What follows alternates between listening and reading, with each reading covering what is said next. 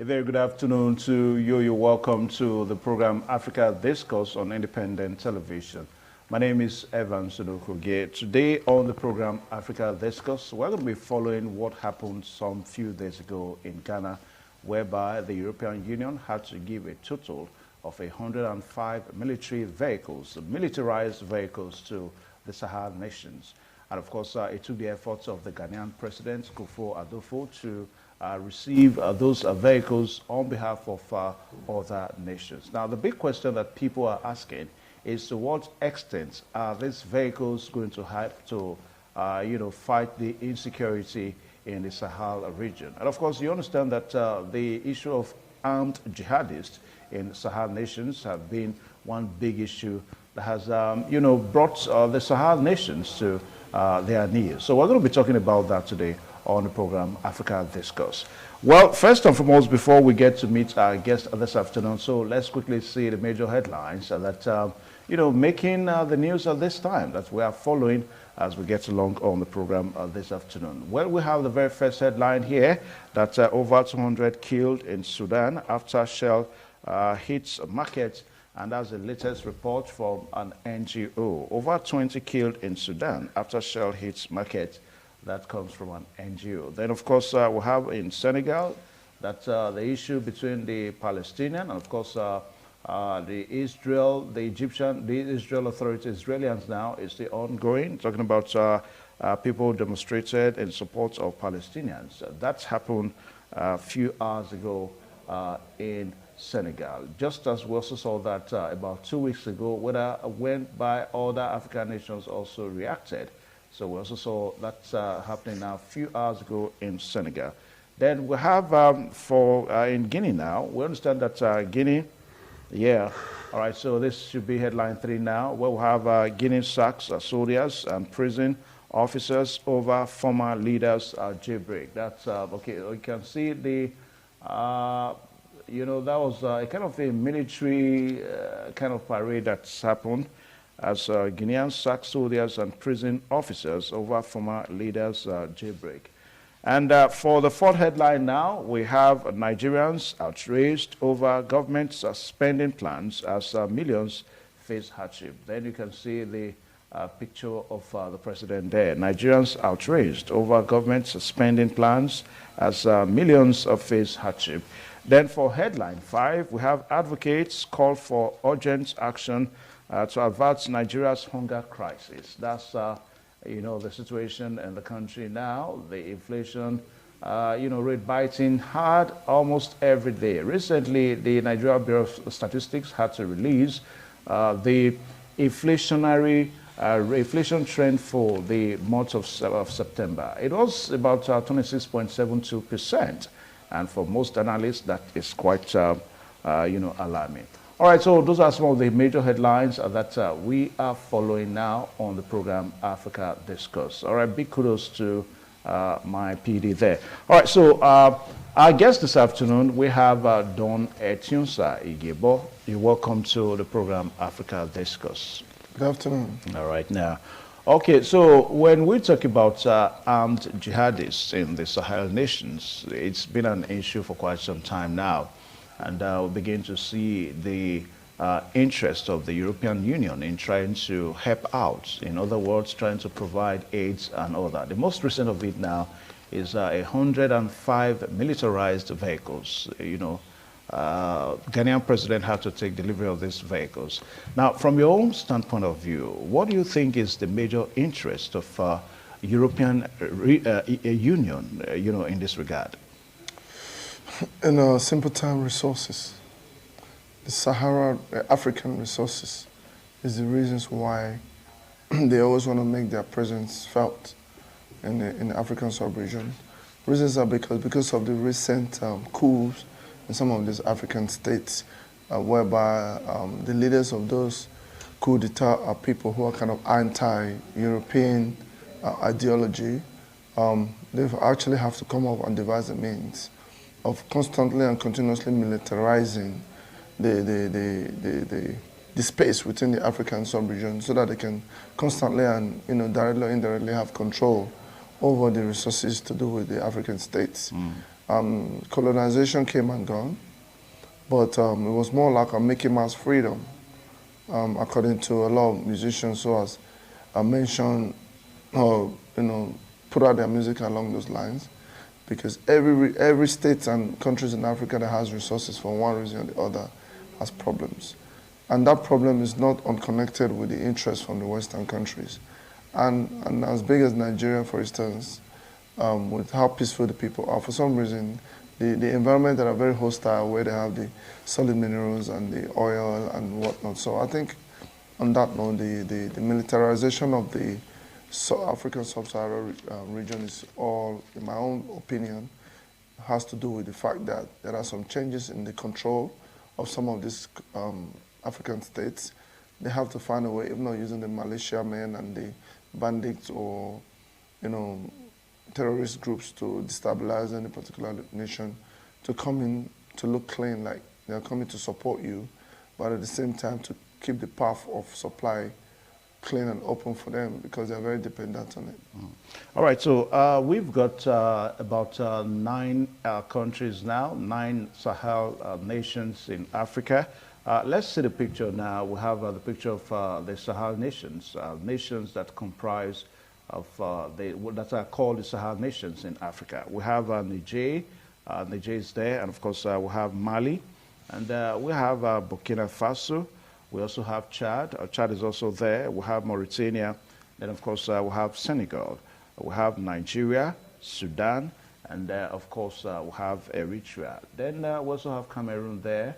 And these are the nations that are considered to be the Sahel countries. Now, these nations, as we speak now, they are faced with armed, they're having issues with security and all that. And of course, we saw recently whereby the European Union had to make delivery of 105 military vehicles, armed vehicles, and it was the Ghanaian president, Nana Akufo, that took delivery of those vehicles for other Sahel nations, as it was.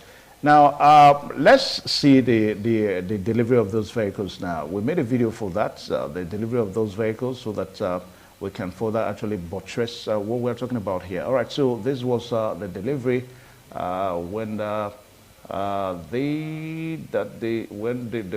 vehicles were given to on behalf of Sahel nations. You can see the president of Ghana there, and also trying to that you can see the white man there. That's the representative of the European Union making delivery of the 105 vehicles to Sahel nations. And I think Nigeria is going to have parts of these vehicles too, so that we can also use them to fight armed jihadists. I mean, we still have the issue of Boko Haram insurgency in Nigeria, which is an extension of the armed jihadists in Nigeria.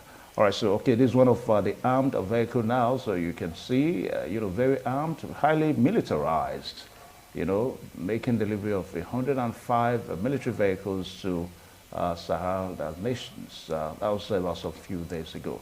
All right, so back to the stage here now, back on set now. All right, so Igebo, I beg your pardon. Now, little wonder, rather than make this free donation of military vehicles to Sahel nations, why don't the European Union, why don't they try to go neck deep down to see what are the reasons, what are the factors that are responsible for this armed jihadists, this armed jihadist movement in the Sahel nations, rather than trying to give free vehicles? It's like, I mean, if really they want to help, why don't you think why don't they do that? Well, it is obvious. It is an open secret that the European nations colonized Africa, and ever since they left Africa, they've actually left in ideology, but practically they're on ground. They rely heavily on the African resources in any way or form, whether it's human capacity or whatsoever, to get their country running. So on that note, they've never left Africa. A lot of the things that happens in Africa, like they always say, if somebody does something that is wrong, for instance, maybe they steal natural minerals or resources, and they have an off-taker a man or a particular body that buys it, it encourages the continuous smuggling and stealing of that particular item. But if you don't have anyone that have interest to buy them, automatically it's as good as tissue paper. So the European countries are very clever in the way that they want to manipulate Africans. A lot of the African leaders that are good and understands what they need to do to get their people to have a better future through the benefits of their resources God has given to them, and seem to be enemies of the West. Sometimes the truth is bitter, but for me, I just have to say it how it is. Because you're militarizing a particular region. It is because you don't want peace in that region.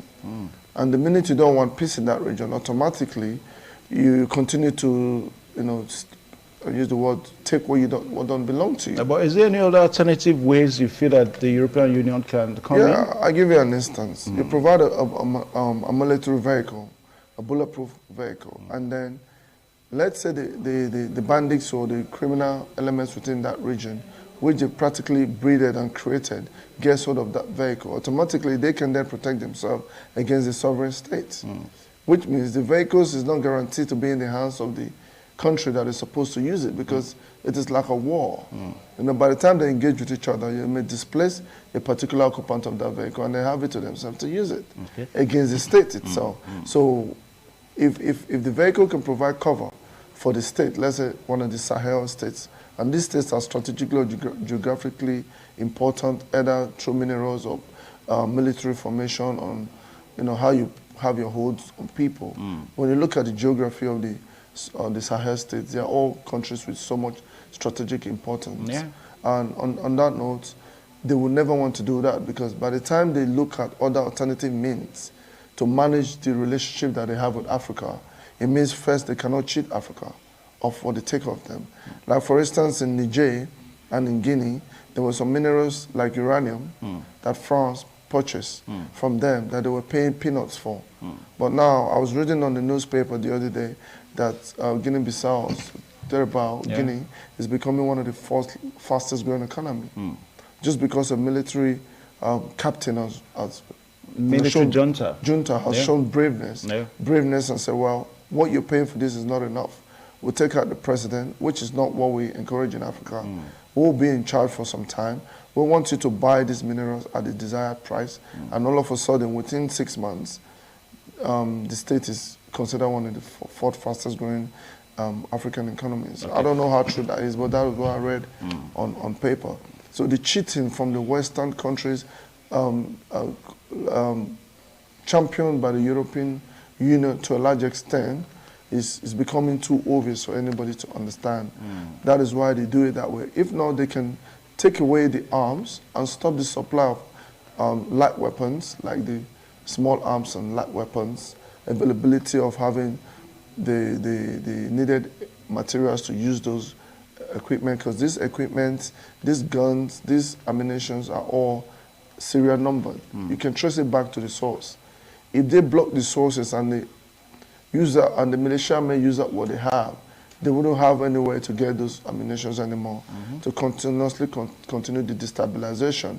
Instead of working with the African state on that notion, because they are the one that creates the problem and also wants to help you solve the problem, they militarize such region because it's all for their own interest. But I think it's down for the African states to perhaps take those vehicles, find a way how they can use it for something that is positive towards their states, and then have a kind of a benchmark for the European Union of how much, on how far they can go to continuously create destabilization. And the only way they can do that is for them to have a synergy and speak in one voice. Yeah, are you sure we can actually do that? I mean, take for example, when we even go to them, like what is going on in Niger now, it took the efforts of the cool men in Niger now. They are banking on powers outside the continent of Africa. So it's like in Africa, we cannot really do things on our own. That's the situation.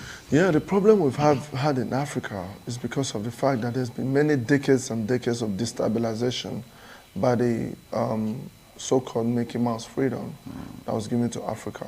For that long, when this problem has existed for that long, when someone tells you that, oh, well, I'll take an instance of Nelson Mandela of South Africa. He was locked up in jail for 27 years with hard labor. That's correct. And after he was released from prison as a political prisoner for 27 years, he was celebrated as one of the most, famous and the best African leader ever by the same people who put him behind bars. So you can already tell that there's a trick there. There's no sincerity. But when the African states are able to come together and have a blueprint, like we have the ECOWAS state, for instance, the Western world and the UN and the brothers or the humans in the West, we have no choice but to key in and take what is available for them, which means they cannot manipulate you to go beyond the point that they're supposed to go. You take Rwanda, for instance.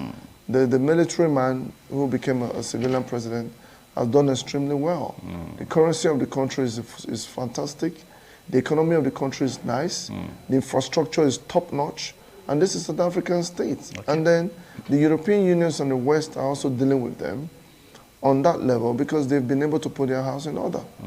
So, all right, so let's see, the whole thing one more time, because little wonder what is really happening in Africa, particularly, the Sahel nations, the Sahel state that we're talking about now. Because if you take a look at Niger, which is under military junta now, Sudan is also ruled by a military junta.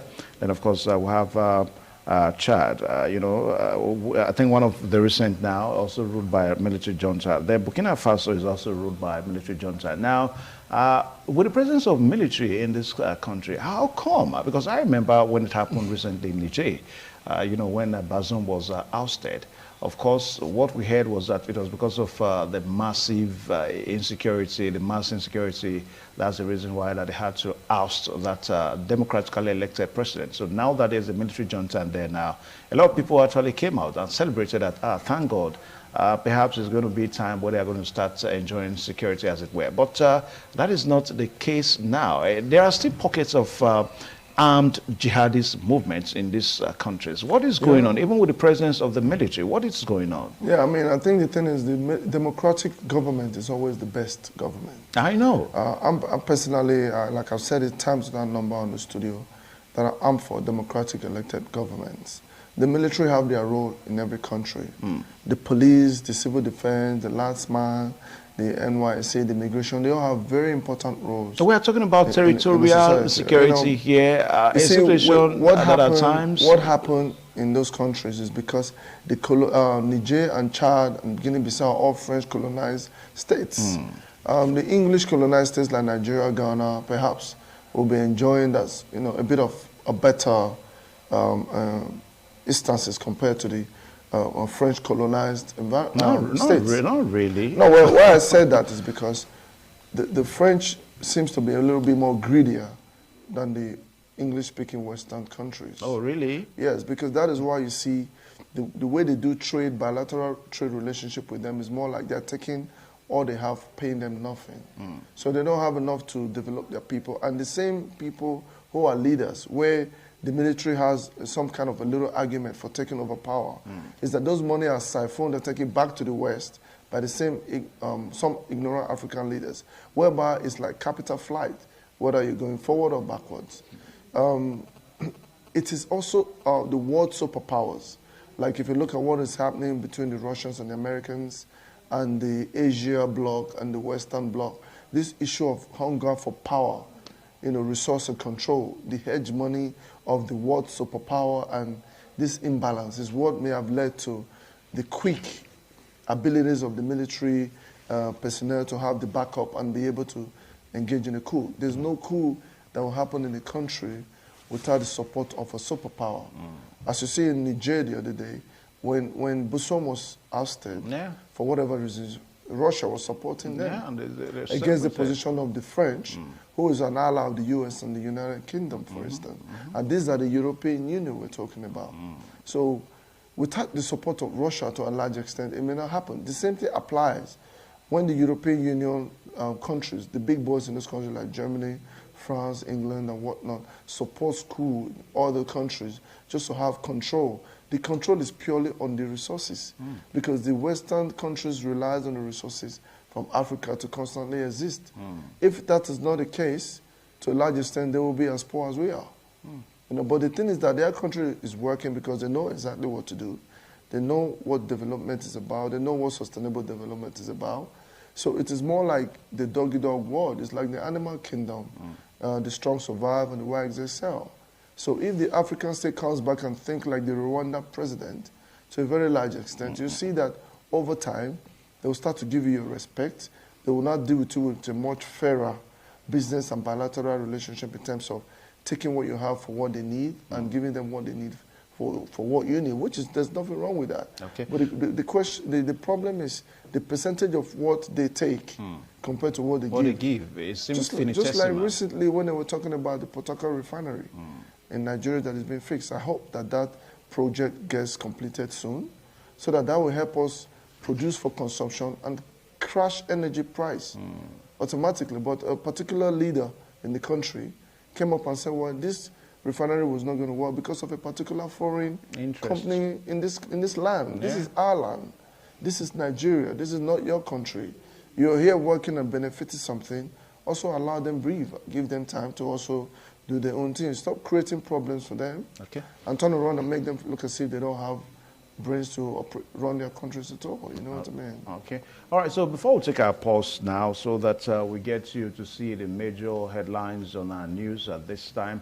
Now, let's look at it one more time again, Don Igebo. Now, what exactly do you think the military junta, what have they actually come into governance for, if you like, now in the African countries that they have taken over?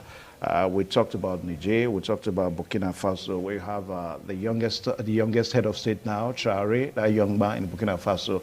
And of course, you also made an allusion to Burkina Faso that the economy is speaking because they've suddenly realized that, hey, we need to sit down and set this nation, you know, so that it works. Now, from your own point of view, what do you think the military, what do they want to fix in these countries that they take over?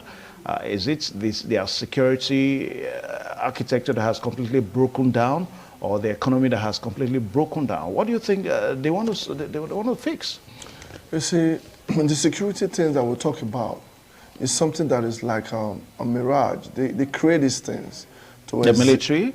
No, I mean the insecurity. Yeah. It's a creation of man. Yeah. You know, men create insecurity, then they'll turn around. It is a reaction, not really a creation. Is that a reaction? No, let me tell you why. They create this insecurity by getting people to come against each other. At the same time, they'll negotiate this to supply their arms.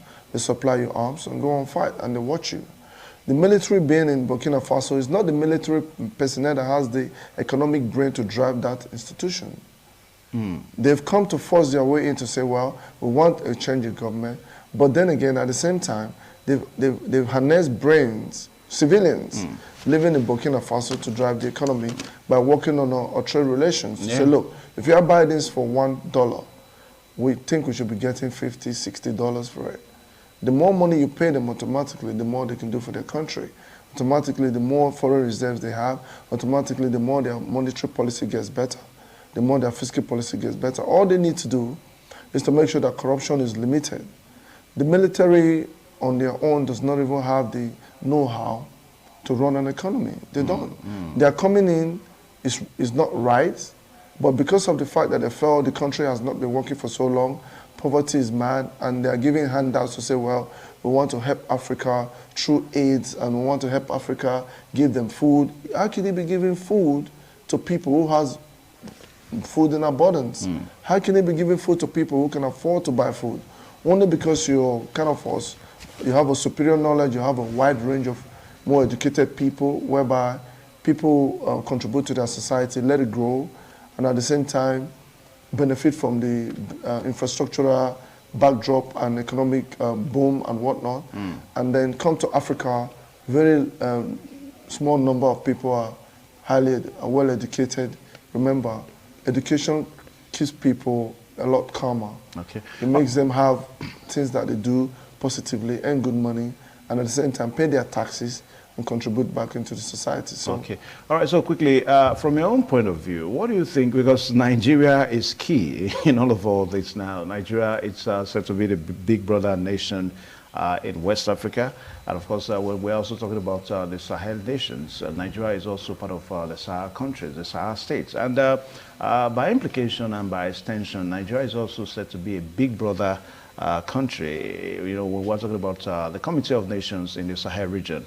Now, little wonder, Nigeria does not show a good masterpiece example when it comes to keeping security, territorial insecurity. I mean, there are allegations that Nigerian borders are so porous that almost any person can come in from certain parts of the country and, of course, go out. You know, what do you think is going on in this regard? Well, it goes back to the same idea of the interest and the Western countries destabilizing Africa.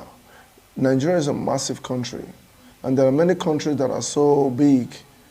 For example, Russia and the Alaska region having a border.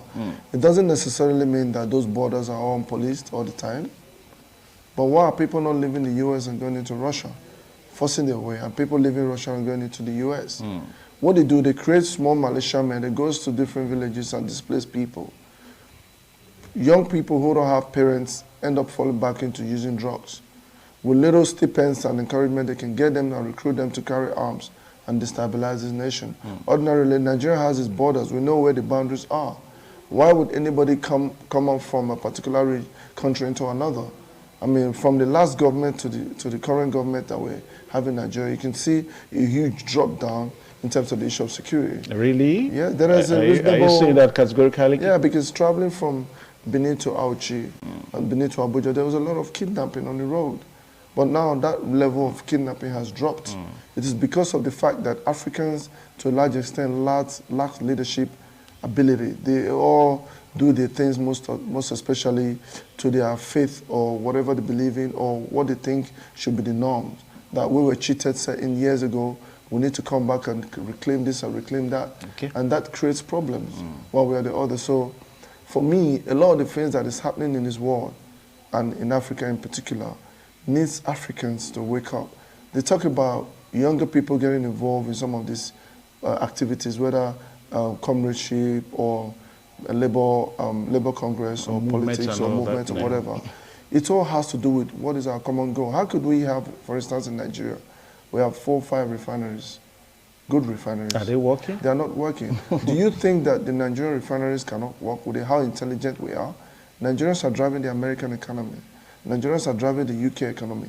Nigerians are driving the French and the German economy. And yet, even up to Asia. So for the fact that the colonial masters has a bit of an edge over us, they constantly pretend to want to help us, creates problem. It's very easy to get an African brother to go against his brother for not understanding exactly why they are doing what they're doing. Okay, We are blessed a lot. We are blessed. All right, now, so I'll pause you now so that we can take the major headlines now.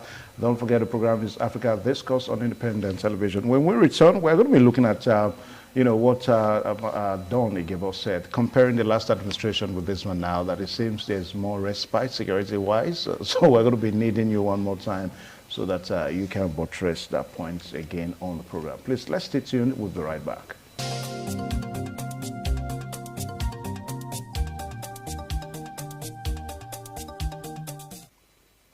All right, thank you one more time. Still the program Africa Discourse on Independent Television. And we still have our guest here, Don Igebo.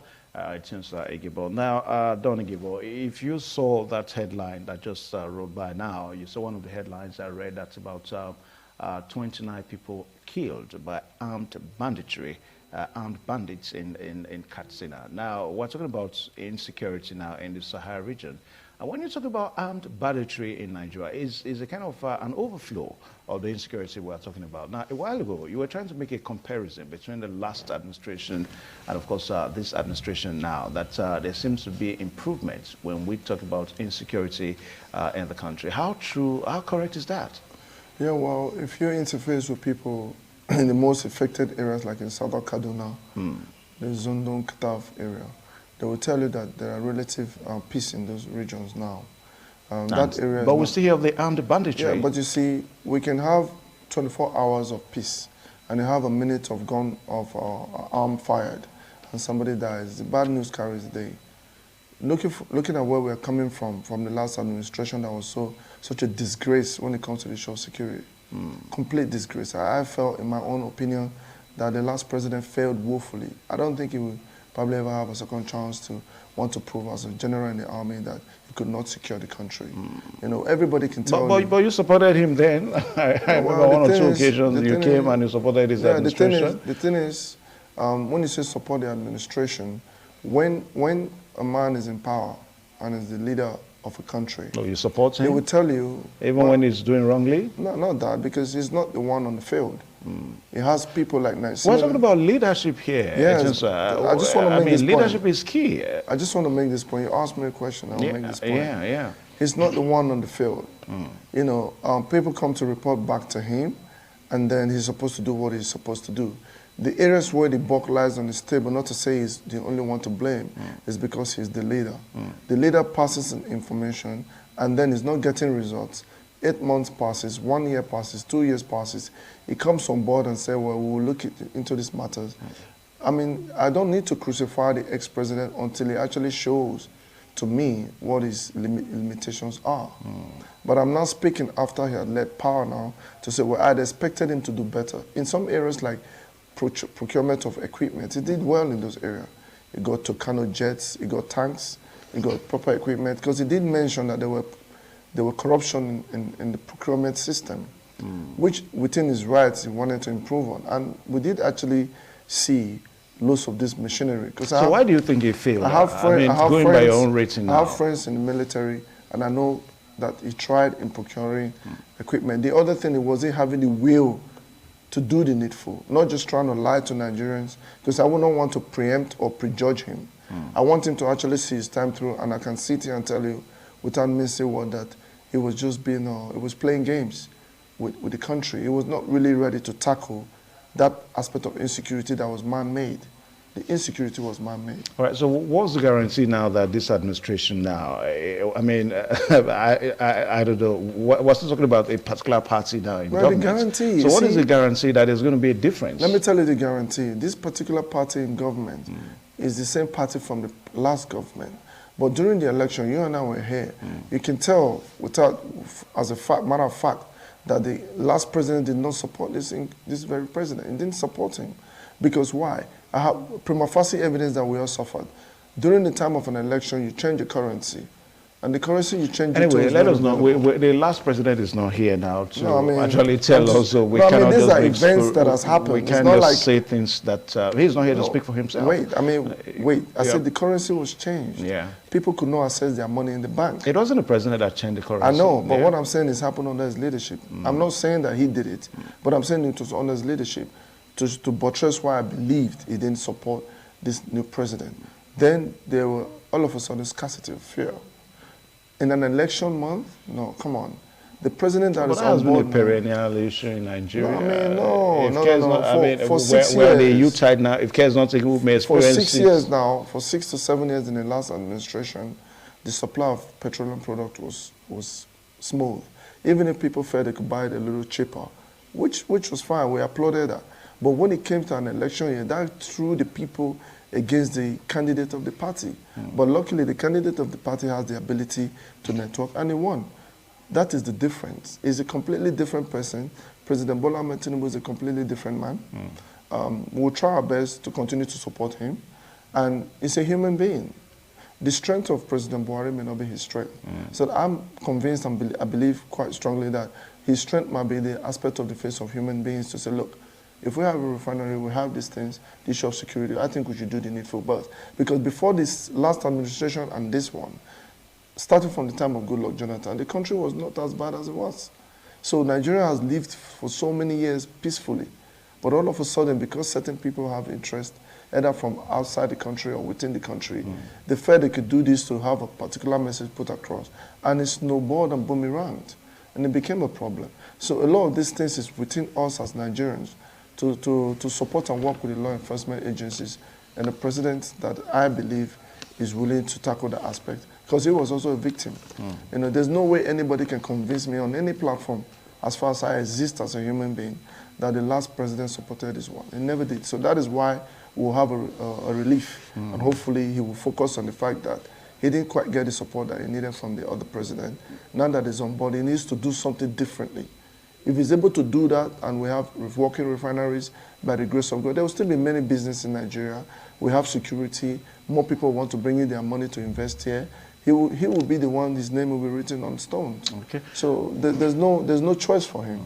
He has All right, to do things differently. Yeah, so the free military vehicles that the EU has given to the Sahel nations is actually going to come with all that packages. We understand that military officers and military officials are going to be trained, by the European Union, so that they can also be best and better equipped in terms of modern military technology, modern military, crime fighting and all that. Now, Donny Gable, are you in support of that now? Well, I cannot be against it because they said a bird in hands is more important than 1,000 birds in the forest. We're already caught in the web. We are caught in the mix. All we can do now is to find a way to make something good out of a bad situation. If we say the African states are suffering insecurity, and I'm telling you now, look at the geography outside the Sahel states. Every country in this world that has challenges are those with natural resources. The countries without natural resources, the European Union don't care about them. So it is the natural resources. It's all about resource control, resource and control. I'm telling you that now. That is what I'm about. Every time I speak, I let the truth come out. I'm not against the European Union. I'm quite happy that they're doing business with Africa. There must be renegotiation. There must be a balance and fairness. For instance, when Twitter was saying things, and Twitter was using... Now, X now, that's what they call it now. X now? Yeah. Okay. Okay. No, just go. They were using comments during the NSAS period to creep and lead Nigerians, because Nigerians are hot. They are not enjoying the country the way they ought to be. They are Nigerians, they should enjoy their resources. And you see a few individuals, elderly men, who says the youth are not of no use, failing for years and years and decades without being able to fix their country that is a shamble, with all due respect. And at the same time, you see Twitter come on board to use their own platform, because people are connected to it, to put out wrong information that will even swell the problem more. And that is why the last administration banned Twitter. Before you realize it, renegotiation happened. Twitter now realized that they need Nigeria more than we need them. Because they make billions of naira from tweeting every day.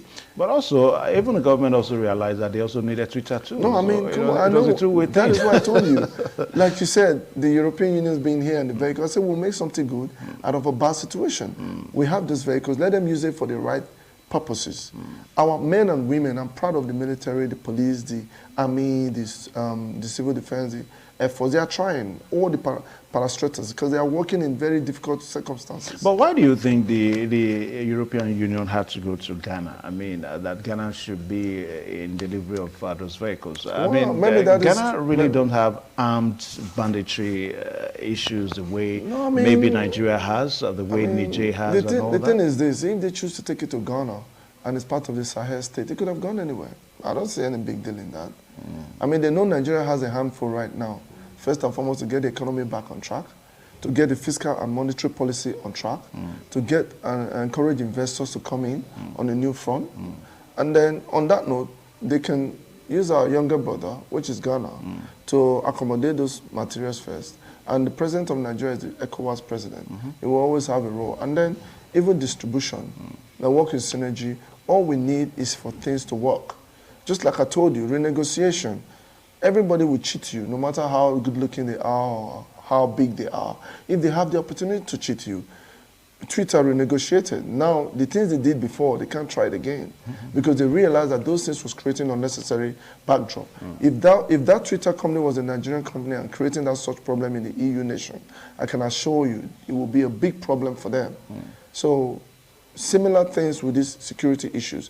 If they provide those vehicles to now correct their wrongs, it's all down to the African Sahel states to come together and want to really do what is right. I remember the president of Ghana is a very outspoken president that speaks against a lot of things to do with the occupation of the Western countries. But we must do business with them. There must be fairness.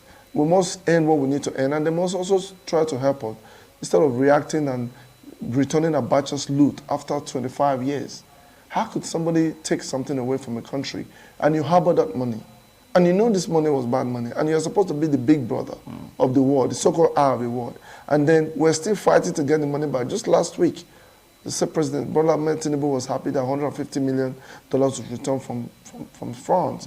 What have we been doing with the money? Doing business with Africa, taking 95% of what belongs to Africa, at the same time turn around and act as if they are doing something good to you. So I think the fault is not for them, it's for Africans to come together and do what is right to help their country grow. All right, so the reception of these militarized vehicles, we understand that the Ghanaian President Nana Akufo had to make a request that the EU should try as much as possible to help Sahel nations in the development of infrastructure, roads and all that. Igibo, you want to add more to that? For me, I think that is a wrong request. How could you as a president... A wrong request? Yes, how could you as a president be asking a European nation to help you do roads? Why can't you do your own roads? We're talking about giving aids, financial aids and support. No, let me tell you, with all due respect, a lot of these people in power, they are there to also benefit while they work for the people. If the engagement is well structured, like Abuja was built on trade by barter. Julius Berger was in Abuja when the then President Ibrahim Babangida had a deal with them and said, look, you build Abuja, I pay you with crude oil. Look at Abuja, it's one of the best cities. So that in town today. So Ghana has crude. Ghana, they do their business. They have internally generated revenue. They have companies. They have engineers who are of Ghana descent and other African descent. They can fix their own road if they are willing to do it because they have the resources to do it. Why are you crying to the European Union to come and help you in your own country? If they come and help you, who will help them? So that, to me, is a weakness in leadership. You can't say such things. Yeah, that's just like what you said, the way Abuja was developed now, that major parts of Abuja was by trade, by barter now. Don't you think that perhaps other major cities in the Sahel nations, take, for example, Lagos, maybe Port Harcourt, or maybe Benin City. I mean, Benin City is also part of a city in the Sahel region. So don't you think that if the government of Nigeria perhaps engage the EU, that, hey, help to develop our basic infrastructure, healthcare, roads and all that, don't you think so? Let me tell you, if Nigerians are driving the U.S. economy in terms of tech or healthcare or whatever, security, I have a friend of mine, the younger brother, designed a system for NASA, security system. It was in Benin. He lived in America now.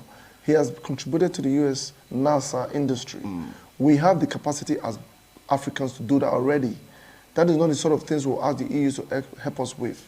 What we ask them to help us with is more advanced technology, maybe defense, maybe being able to produce our own cruise missile, being able to produce our own aircraft with radar systems, those more advanced tech. We as a people has grown beyond asking the EU, as Africans, to fix roads or build healthcare or build police stations or build seaports. A lot of my guys work for big companies like Sapem and Chevron. They are the major project managers of this establishment. So we don't need the EU for such assistance, because sometimes, remember what they call the Chinese whispers. When the Chinese come into your land, to an extent, they get a free land to do business. When they pay to take a particular mineral or to do road, they excavate the road in that region, they take golds and diamonds. But they also help you to develop in a certain way. No, you see, the thing is, these are our business partners. The Europeans and the Asians are our business partners, and at the same time as competitors. Look at Niger. Nigeria was to pack their guys. I saw what President Bola Ahmed Tinubu really was hell-bent on piping gas to Europe and said, well, if Russia Nord Stream is damaged and they can't supply gas to Europe, why can't we take the place of Russia? With gas, we can earn more money than crude. But what did the Russians do? They supported whatever they supported in Niger. And the military junta put a blockade to that particular project. I don't know how far they've gone now. Because for Africans to come in and supply Europe, it's business is over for them. So these are all strategic things. So the Russians came in, even if they said the enemy of your enemy is my friend. So if the Americans stop their supply to Europe, the alternative is Africa, which is Nigeria, through the northern bloc, through Malta and into Italy. And that's where the whole issue of security comes in. That's what I'm saying. Yeah. What the Russians has done is to block that. And these vehicles that they are bringing now, the European Union, they may be bringing it selfishly to help also fend off those Russian stuff and work with the Nigerian state to pipe our gas through to Europe. If we had a gas access to Europe, it means the cost of living in Europe would drop down. So these are things that everybody's suffering because we're interlocked to an extent, just as some of them suffer more than the others, like in Africa. We suffer more. We have the resources, we have the human capacity.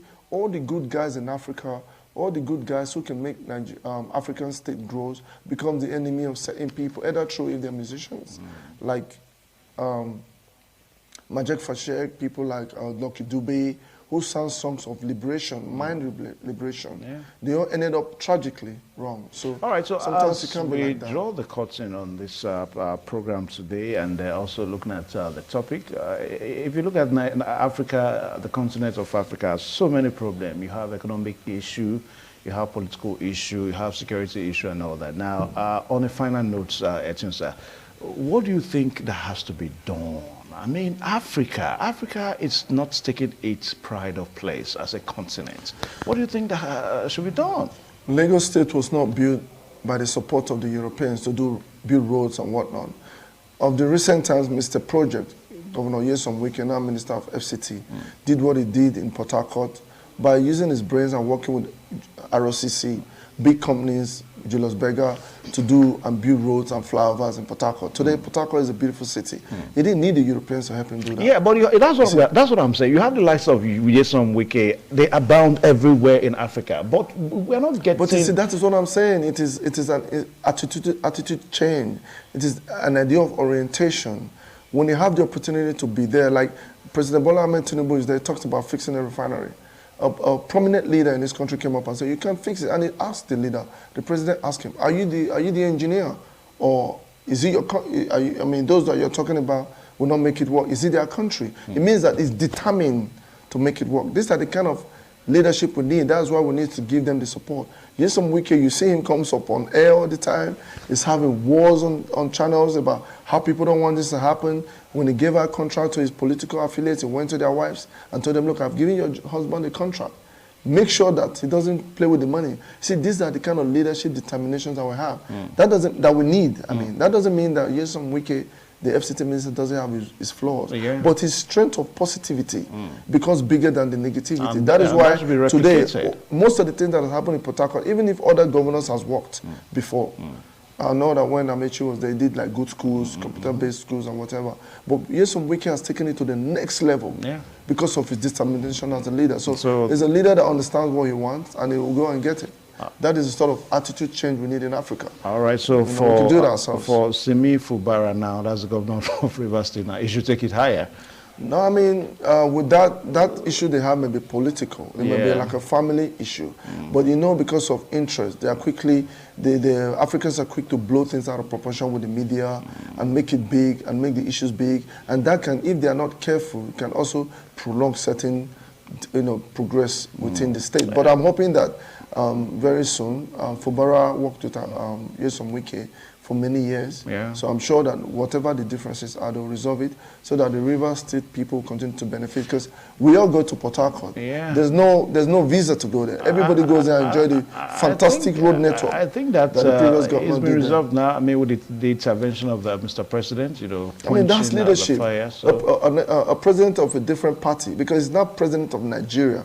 He's not a president of his party or the other party. If a governor in a party is having a problem with his senior brother, he can call them and say, "Look, you don't need this." All right, when you do this, people will have problems. The state will be drawn back. I want, under my leadership as the president of the nation, for things to grow, and I'm happy that they got intervened in the problem. All right, so that's all time will permit us to take today on the program Africa Discourse, talking about issues in the Sahel region. About 9 countries in the Sahel, that are going to benefit from 105 militarized vehicles that the European Union had to bring to this region to boost to boost security, so that issues around insecurity will be a thing of the past.